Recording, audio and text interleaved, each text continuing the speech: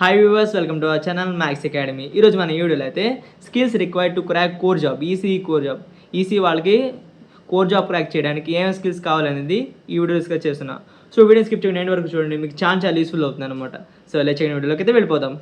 ఫస్ట్గా మీరు నేర్చుకోవాల్సిన ఏ స్కిల్స్ అంటే టెక్నికల్ స్కిల్స్లో మనకి ఏమేమి కావాలంటే డిజిటల్ ఎలక్ట్రానిక్స్ ముఖ్యంగా దీంట్లో STLD ఉంటుంది. చాలా ఇంపార్టెంట్ అనమాట కోర్ జాబ్ క్రాక్ చేయడానికి. డిజిటల్ ఎలక్ట్రానిక్స్ అంటే మీకు ఈసీలో ఉంటుందండి STLD. సో STLD సబ్జెక్ట్ మీకు బాగా వచ్చి ఉండాలన్నమాట. దాని మీద బేసిక్ నాలెడ్జ్ అంతా మీకు వచ్చి ఉండాలి. అప్పుడే మీరు కోర్ జాబ్ని ఈజీగా క్రాక్ చేయగలరు. చదువుతాను ఒకసారి చూడండి. డిజిటల్ ఎలక్ట్రానిక్స్లో ఏమేమి కావాలో: అండర్స్టాండింగ్ ఆఫ్ లాజిక్ గేట్స్, తర్వాత multiplexers, flip flops and digital circuit designs. Digital సర్క్యూట్ని ఎలా డిజైన్ చేయాలి అనే మొత్తం అయితే మీకు వచ్చి ఉండాలన్నమాట. అలాగే మనకి అనలాగ్ ఎలక్ట్రానిక్స్ దీంట్లో ముఖ్యంగా ఉండే సబ్జెక్ట్ ఏంటంటే మనకి EDC చాలా ఇంపార్టెంట్ అనమాట. డిజిటల్ ఎలక్ట్రానిక్స్తో పాటు అనలాగ్ ఎలక్ట్రానిక్స్ కూడా వచ్చి ఉండాలి.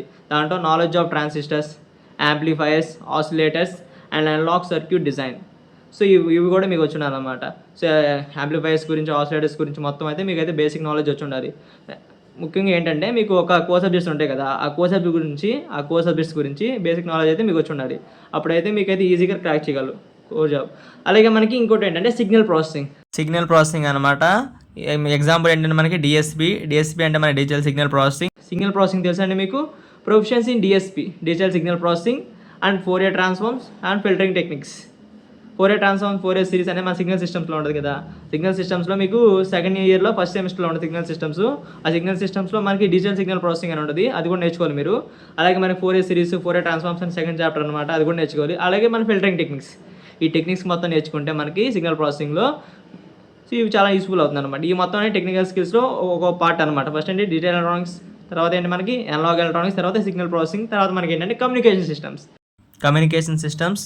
ఇవి కూడా మనకి క్రూషియల్ రోల్ ప్లే చేస్తాయి అనమాట కోర్ జాబ్ క్రాక్ చేయడానికి. కమ్యూనికేషన్ సిస్టమ్స్లో ఏమైనా నేర్చుకున్నట్టే మీరు understanding of modulation techniques, antennas, wave propagation and wireless communication.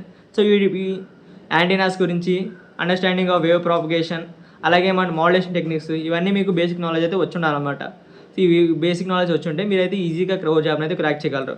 అలాగే మనకి ఇంకోటి ఏంటంటే దీంట్లో టెక్నికల్ స్కిల్స్ ఇంకోటి ఏంటంటే మనకి micro process and micro controllers,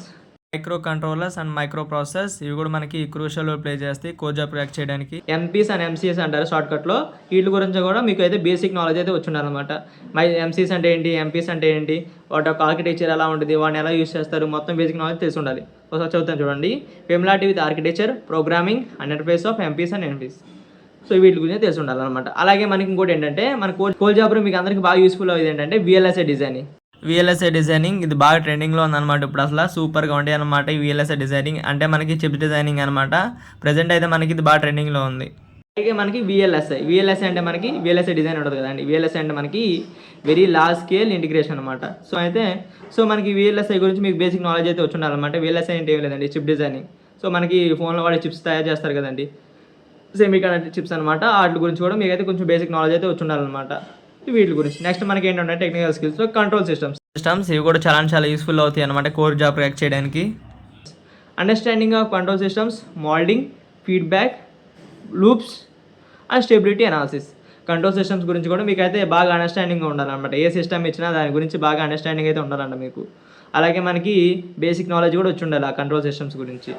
so ఇవి అయితే మనకి ఏంటంటే టెక్నికల్ స్కిల్స్ అనమాట. ఒకసారి మళ్ళీ చదువు చూడండి. Digital electronics, analog electronics, signal processing, communication systems, MPs and MCs, VLSI design and control systems. Digital electronics ఉండాలి. డిజిటల్ ఎలక్ట్రానిక్స్ అంటే STLD. అనలాగ్ ఎలక్ట్రానిక్స్ అంటే ట్రాన్సిస్టర్స్, ఆసిలేటర్స్, వాటి గురించి. అలాగే మనకి డిజిటల్ సిగ్నల్ ప్రాసెసింగ్ DSP. అలాగే మనకి కమ్యూనికేషన్ సిస్టమ్స్, ఎంబెడెడ్ సిస్టమ్స్ ఉంటాయి కదా అవి. తర్వాత మనకి MPs అండ్ MCs, అవి micro process and micro controllers. తర్వాత VLSI డిజైనింగ్ గురించి. అలాగే మనకి కంట్రోల్ సిస్టమ్స్ గురించి. సో నేను టెక్నికల్ స్కిల్స్ ఇవన్నీ చెప్పాను కదా, వీటి మీద కొంచెం మీకు బేసిక్ నాలెడ్జ్ ఉంటే కోర్ జాబ్ని అయితే ఈజీగా క్రాక్ చేయగలరు. సో ఈ చెప్పిన మొత్తం నేనైతే టెక్నికల్ స్కిల్స్ ఇవైతే మీకు వచ్చి ఉండాలన్నమాట. అలాగే మనకి ప్రోగ్రామింగ్ స్కిల్స్ కూడా వచ్చి ఉండాలన్నమాట. ప్రోగ్రామింగ్ స్కిల్స్ అంటే ఏంటంటే మనకి C++, proficiency in this language for embedded system programming. మీరు ప్రొఫెషనల్స్ అవ్వాలన్నమాట ఈ C++లో.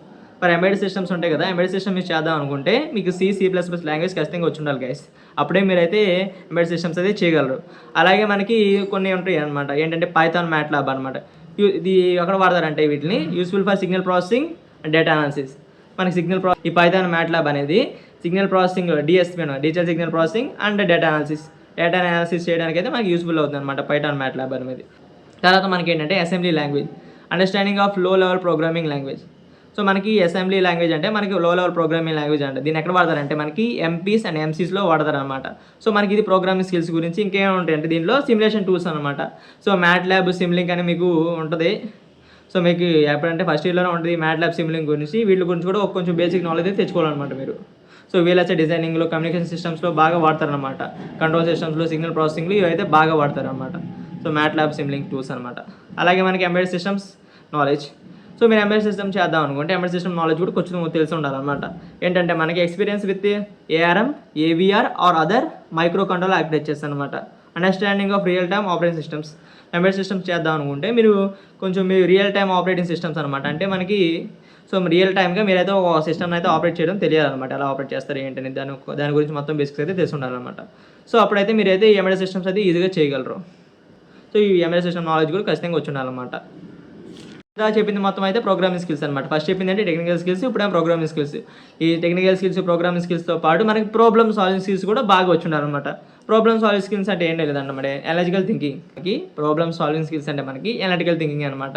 సో మనకి ఏ డిఫికల్ట్ ప్రాబ్లమ్ ఇచ్చినా అయితే ఈజీగా సాల్వ్ చేసే మైండ్ సెట్ అయితే మనకు ఉండాలన్నమాట. ఎబిలిటీ టు బ్రేక్ డౌన్, చూద్దాం చూడండి ఒకసారి మీకు అర్థమైంది. Ability to break down complex programs and define effective solutions.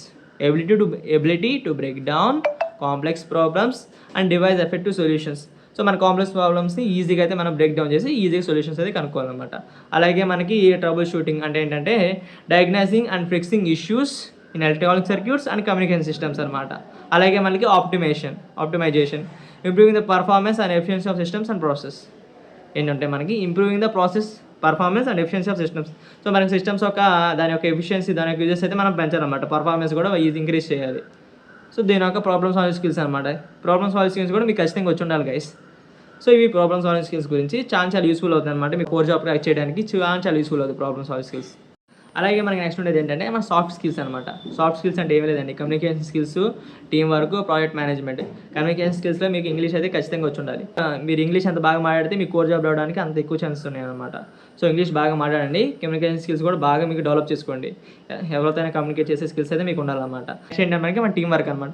So మీలో ఖచ్చితంగా టీం వర్క్ అయితే ఉండాలన్నమాట. అలాగే ఇంకోటి ఏంటంటే ప్రాజెక్ట్ మేనేజ్మెంట్. సో మీరు ఒక ప్రాజెక్ట్ చేస్తున్నారు, వేరే డిపార్ట్మెంట్తో వాళ్ళ దగ్గర సహాయం కూడా తీసుకొని ప్రాజెక్ట్ అయితే తొందరగా కంప్లీట్ చేయాలన్నమాట. దానే ప్రాజెక్ట్ మేనేజ్మెంట్ అంటారు సింపుల్గా. Time management. అలాగే మనకి ఇంకోటి ఏంటంటే ఇండస్ట్రియల్ అవేర్నెస్ గురించి కొంచెం తెలిసి ఉండాలి. ఏంటంటే చూద్దాం ఒకసారి చూడండి. Familiarity with industrial standards like IEEE, ISO and communication protocols అనమాట. So engineering technologies, awareness of trends such as 5G, IoT, AI integration with electronics.